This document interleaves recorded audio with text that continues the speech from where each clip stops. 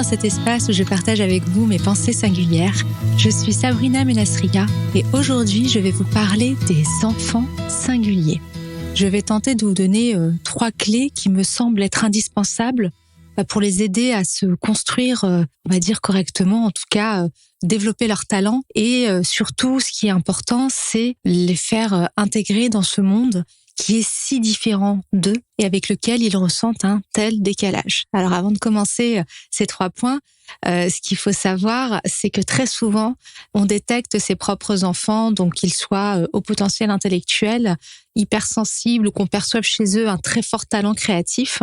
Souvent, c'est par nos enfants qu'on se détecte soi-même. Donc moi, il m'arrive très souvent de voir des adultes qui rentrent dans ce chemin de la découverte de leur propre singularité parce que ils ont emmené leurs enfants, on leur a notifié des choses, l'école ou autre, ils ont emmené leurs enfants chez les psys et pas que, ils observent leurs enfants, ils se rendent compte de leurs différences et ça leur rappelle, étape par étape, du coup l'enfant qu'ils ont été. Et c'est très fréquent puisque assez souvent les parents singuliers ont des enfants singuliers. Donc dans l'ordre de ces 3 conseils, en tout cas 3 points clés à mon sens, je dirais que je démarrais par le premier qui est vous êtes des traducteurs du monde qui les entoure. Bien souvent, quand on est singulier, on est différent et très souvent, on ressent un fort décalage avec les autres à cause de cette fameuse intensité, donc les fameuses hyperexcitabilités que mentionne le psychiatre Kazimir Dabrowski, qui poussent en fait dans des domaines que sont le domaine intellectuel, émotionnel, créatif, sensible et psychomoteur, qui poussent en fait le singulier à creuser et à ressentir les choses de manière très intense et à y réagir de manière amplifiée. Et dans les profils singuliers, il y a plusieurs dominantes et on sait en fait que plus on cumule les intensités dans un des 5 domaines, plus le décalage avec les autres est énorme. Et en tant que parent, notre rôle, c'est d'expliquer, à mon sens, le monde tel qu'il est à ses enfants, puisque, étant donné leur tendance à questionner, à chercher à comprendre, à ressentir intensément les émotions des autres, ils peuvent se retrouver face à ce monde-là avec des grandes questions en disant « mais qu'est-ce que c'est que ce grand bazar ? J'y comprends rien ». Et vous savez très bien que comme ils cherchent du sens à toute chose, ils vont essayer de rationaliser, en tout cas de comprendre ce qui se passe. Et je pense que dans un des rôles qu'on peut avoir en tant que parent, c'est de ne rien forcer. C'est-à-dire que cette norme qui est imposée à l'école, je vous rappelle qu'on apprend quand même beaucoup à l'école à réfléchir avec le cerveau gauche et que ces enfants-là sont plutôt très créatifs, très intuitifs. Donc c'est compliqué pour eux d'avoir un type d'enseignement qui n'est pas adapté à leur mode de fonctionnement cognitif. Donc la façon dont on va par exemple leur imposer des choses à l'école, le fait d'apprendre par cœur par exemple, va être assez douloureux puisque ce n'est pas leur mode d'apprentissage privilégié. Et souvent en tant que parent, on peut avoir plusieurs tendances, celle de dire tu fais parce que c'est l'école, parce qu'il y a l'ego parental, parce qu'il y a le regard des autres, parce qu'on a envie que son enfant soit le meilleur, en tout cas qu'il ait des bonnes notes et qu'on n'ait pas de difficultés avec son enfant.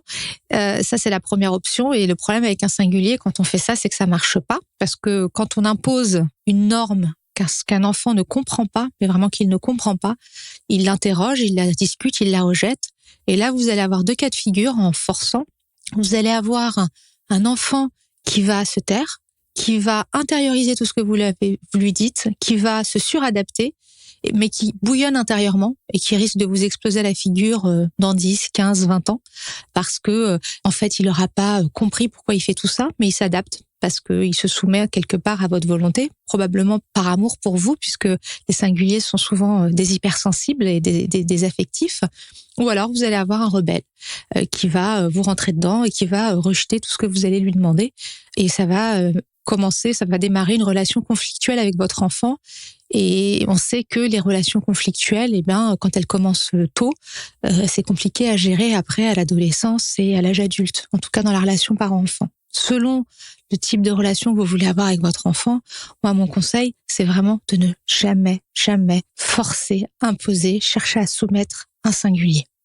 Et plutôt que de chercher à imposer, à soumettre, vous pouvez tout simplement expliquer pourquoi l'école fonctionne comme ça, pourquoi c'est comme ça qu'aujourd'hui le monde fonctionne, pourquoi on impose ça aux enfants, et d'expliquer que c'est le système tel qu'il est aujourd'hui et que vous n'êtes pas obligé d'y adhérer en fait, mais que c'est comme ça et que de lui donner les raisons et de lui faire comprendre le pourquoi. S'il comprend pourquoi le système est comme ça, s'il intègre que finalement, ça veut pas dire que c'est ce qu'il y a de mieux, ça veut dire que c'est ce qui est en vigueur au jour où on se parle, et c'est le système dans lequel il est aujourd'hui, ça permet pour lui d'avoir quelque chose qui est important, c'est donner du sens. Donc, il sait pourquoi il va à l'école, il sait pourquoi il apprend, et moi, c'est un peu l'approche que j'ai, parce que je sais que l'école, que ce soit dans l'hyperadaptation ou que ce soit dans la rébellion totale, c'est compliqué pour un enfant singulier, et moi, je crois que le rôle de parent, c'est vraiment de se mettre à côté de son enfant et de lui expliquer, moi, c'est ce que je fais avec mes enfants, de lui expliquer en quoi ça a un intérêt pour lui de faire tout ça, pourquoi ça fonctionne comme ça, et donc de devenir quelque part une forme d'allié dans ce monde qui a aussi compris qu'il y a des choses qui ne sont pas normales et qu'elles sont comme ça établies, et ça va lui permettre, en tout cas en tant que parent, je crois que le rôle de traducteur de la norme, c'est-à-dire d'expliquer comment le monde fonctionne à un enfant qui peut pas comprendre parce que ça peut ne pas correspondre à ses valeurs, ça peut ne pas être logique aussi. C'est une façon douce, à mon sens, de regarder le monde et de s'y confronter. Moi, je remarque avec beaucoup d'étonnement parfois à quel point des adultes regardent le monde de manière totalement étrange, en se disant ce monde est totalement pourri, et ce qui arrive et ce que je peux observer moi chez des personnes d'une quarantaine, cinquantaine d'années, c'est quelque part un repli, un rejet en disant de toute façon ça marche à l'envers et moi ça ne me correspond pas. Et effectivement, c'est une approche. Moi, je crois qu'on est là pour être dans ce monde, on est là pour le changer. On n'est pas là pour s'isoler et le regarder dépérir. Et que une bonne façon de le changer, c'est d'abord de le comprendre, c'est-à-dire de savoir pourquoi on en est là et de l'accepter.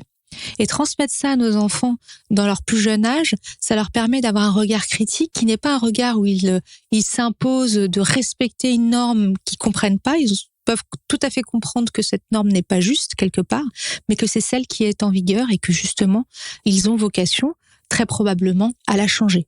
Pour plus tard, en tout cas, ils ont un rôle, ils peuvent prendre un rôle important parce qu'ils ont cette sensibilité et cette profondeur d'esprit qui leur permet de le faire.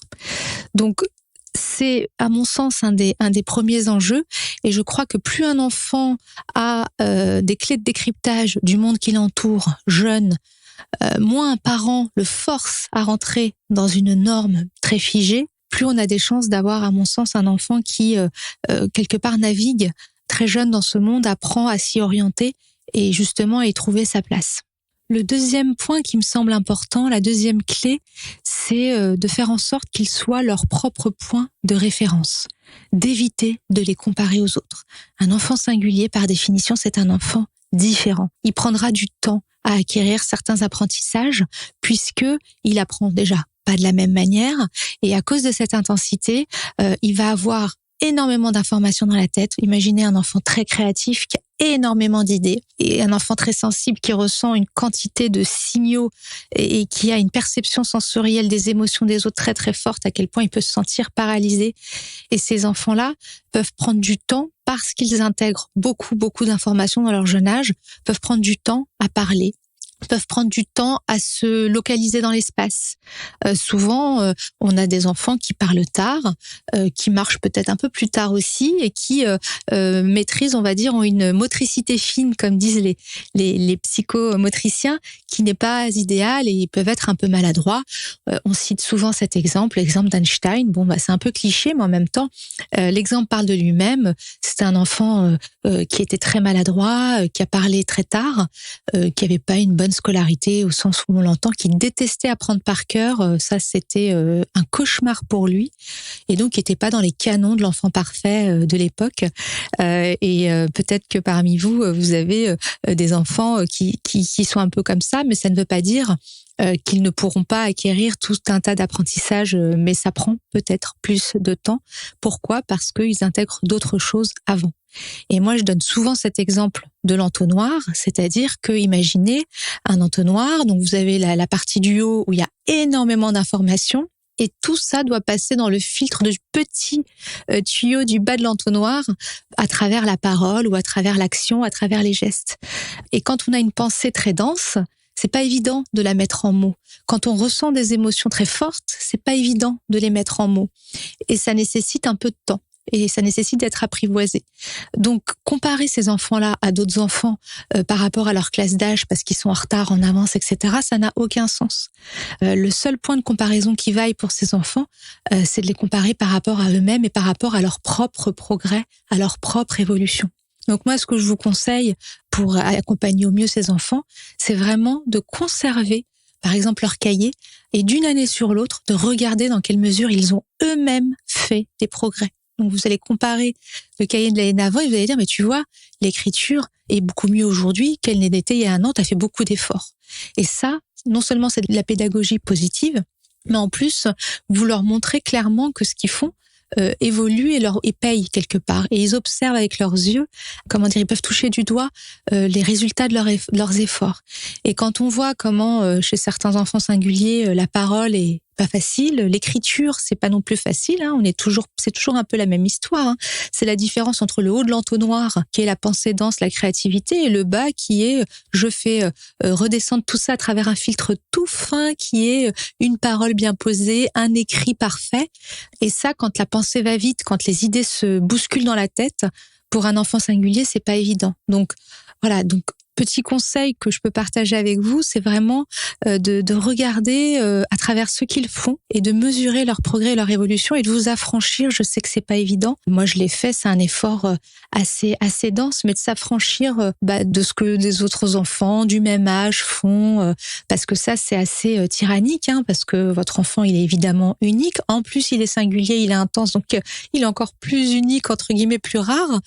Et donc, vous êtes confronté à un peu plus de challenge, comme on dit, et ça sert à rien de se comparer. Déjà, dans l'absolu, dans la vie tout court, se comparer aux autres, c'est une torture qui nous fait avancer en rien. Avoir un rôle modèle inspirant, c'est une chose.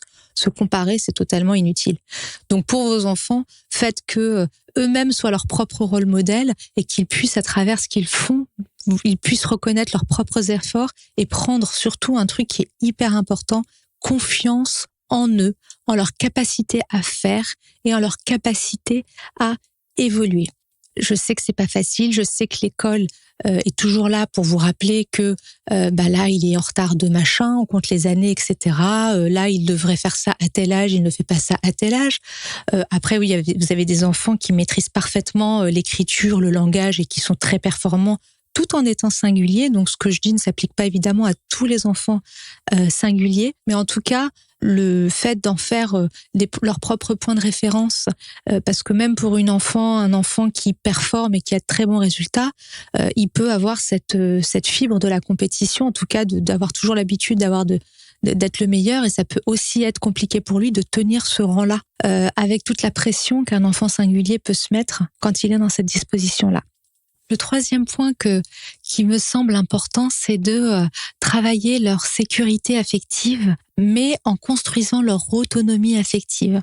Nos enfants singuliers sont des enfants souvent très sensibles, très empathes aussi, et qui, du fait du décalage avec les autres, du fait du sentiment de se sentir seul parce qu'ils fonctionnent différemment, croyez-moi, ils s'en rendent compte très jeunes qu'ils sont différents. Peut-être est-ce que vous-même vous avez des souvenirs si vous vous sentez singulier, mais ils se rendent très vite compte qu'ils sont différents. Et ce qui arrive, les deux points cumulés, donc ce décalage permanent et cette hypersensibilité, cette empathie, font qu'à ces jeunes, ils vont avoir besoin de se sécuriser parce que c'est un environnement qui leur est totalement inconnu. Cette terre, ces gens, ils sont confrontés parfois à la violence verbale, à la violence psychologique à l'école, parce que je vous rappelle quand même que leur imposer des choses qu'ils ne comprennent pas, c'est une violence psychologique pour eux. D'ailleurs, ça devrait l'être pour tous les enfants, soit dit au passage, mais plus parce qu'ils sont très intenses. Donc forcément, l'effet est plus grand. C'est comme une balle qui atteint plus profondément, malheureusement, les organes. Désolée pour l'image un peu glauque. Mais ces enfants-là, en fait, ils vont avoir besoin de s'accrocher à quelque chose qui va les sécuriser au niveau affectif. Souvent, on vous dit que ce sont des enfants immatures. Alors moi, je trouve ça très triste de dire ça d'eux, parce que ce sont tout simplement des enfants affectueux et qui ont une grande sensibilité. Et pour se sécuriser, qui ont besoin de balises affectives auxquelles ils peuvent s'attacher pour un peu se poser et sortir de ce sentiment d'étrangeté qu'ils ont par rapport au monde, et puis qui puissent se nourrir tout simplement d'affection, puisque ce sont des enfants très sensibles, très empathes et généralement qui ont besoin de ça. Donc le rôle du parent là-dedans, évidemment, mais ça tombe sous le sens, c'est quelque chose que la plupart des parents, mais pas tous, font assez spontanément, c'est donner cette sécurité affective, c'est-à-dire rassurer sur la présence, etc., sur l'accompagnement, de les sentir, de les comprendre, qu'ils se sentent compris, parce qu'il n'y a rien de pire pour un singulier que d'avoir ces deux parents qui ne le comprennent pas. Ça, c'est vraiment très dur. C'est rare. Moi, la plupart du temps, je vois un seul parent. Il y a un des deux qui est singulier. Alors, parfois, le parent est un peu sous domination de l'autre, donc sa singularité est pas forcément exprimée. Mais l'enfant, généralement, alors l'enfant devenu adulte, se rend compte que, effectivement, ce parent-là avait cette singularité enfouie et du coup, quelque part, il y a des points de connexion, des points de compréhension qui peuvent s'établir. Ce qui est compliqué, c'est quand les deux sont pas du tout dans cette nourriture affective-là et cette sécurité-là ne peuvent l'offrir à leur enfant. Ça, c'est très compliqué pour un enfant singulier. Et souvent, c'est un enfant qui se construit dans la défiance et qui, de ce que j'ai pu observer, va développer une forme de paranoïa par rapport au monde et ne va croire en personne, en fait. Le fait qu'un singulier n'ait pas senti, cette sécurité affective et cet amour donné par ses parents, il va le transposer au monde alors qu'il en avait cruellement besoin. Il va le transposer au monde et il va avoir tendance un petit peu à se méfier de tout le monde et à croire que de toute façon, tout le monde est là pour le trahir, tout le monde est là pour lui faire du mal, etc. Parce qu'il n'a pas été rassuré là-dessus. Donc ça, c'est un point vraiment important. Et pour moi, c'est aussi pour le parent d'avoir en tête, en même temps qu'on donne cette sécurité, de mesurer et de commencer à mettre en place l'autonomie affective. Et l'autonomie affective, ça veut dire que l'enfant se sent capable, n'est pas dans la dépendance, parce que souvent on a des profils de singuliers qui vont aller chercher de la dépendance affective partout, à être aimés, parce qu'ils se sentent abandonnés, rejetés. Donc ils vont aller développer des relations un peu toxiques, un peu de manipulation, d'être manipulés par d'autres pour justement avoir cette perfusion d'amour dont ils ont besoin. Et ces dépendances-là sont généralement pas très saines, malheureusement. Donc ça, c'est aussi une fuite en avant parce que cette autonomie affective n'a pas été réalisée dans l'enfance et donc elle perdure à l'âge adulte et ça crée, croyez-moi, des relations qui sont toxiques et qui sont pas très saines, en tout cas pour soi, alors qu'on a tout à fait les capacités en tant qu'être humain de s'auto-nourrir et de se donner à soi-même l'amour dont on a besoin. Ce qui ne veut pas dire qu'on n'a pas besoin des autres, évidemment, mais en tout cas, charité bien ordonnée commence par soi-même et déjà d'apprendre à se donner cette nourriture à soi, c'est déjà se sentir solide et beaucoup plus fort pour interagir avec le monde. Donc à mon sens, ce point est un point très important. Il mérite d'être pris en compte dans l'approche vis-à-vis des enfants. Évidemment, ça rejoint le point du dessus, c'est que cette autonomie affective, elle se construit aussi parce que l'enfant singulier aura compris le monde qui l'entoure. Ça, c'est le premier point qu'on a vu. Donc, n'évoluera pas dans un monde qu'il ne comprend pas. Ça ne veut pas dire qu'il en accepte les règles. Ça veut dire qu'il comprend. Il sait naviguer. Après, il est là pour les changer. Et en comprenant le monde qui l'entoure et en étant son propre point de référence, c'est-à-dire en ayant parfaitement intégré sa singularité, en se regardant lui-même et en comprenant qu'il est différent, eh bien, à mon sens, ça permet aussi de développer cette autonomie qui permettra de faire ce qui est, à mon sens, quelque part, ce que font de mieux les singuliers, c'est d'apporter du changement, une vision claire, une analyse objective, en tout cas autant que possible du monde dans lequel on est, une vision claire de ce à quoi il pourrait ressembler, en tout cas d'apporter des idées de changement et beaucoup d'humanité dans la façon d'interagir entre nous et dans nos relations humaines du fait de leur empathie et de leur hypersensibilité. Voilà, j'espère que ces quelques mots vous auront apporté des éclairages. N'oubliez pas que la psyché humaine n'est pas une science exacte, que chaque individu est unique. Et ne gardez donc que ce qui fait sens pour vous. À bientôt pour de nouvelles pensées singulières.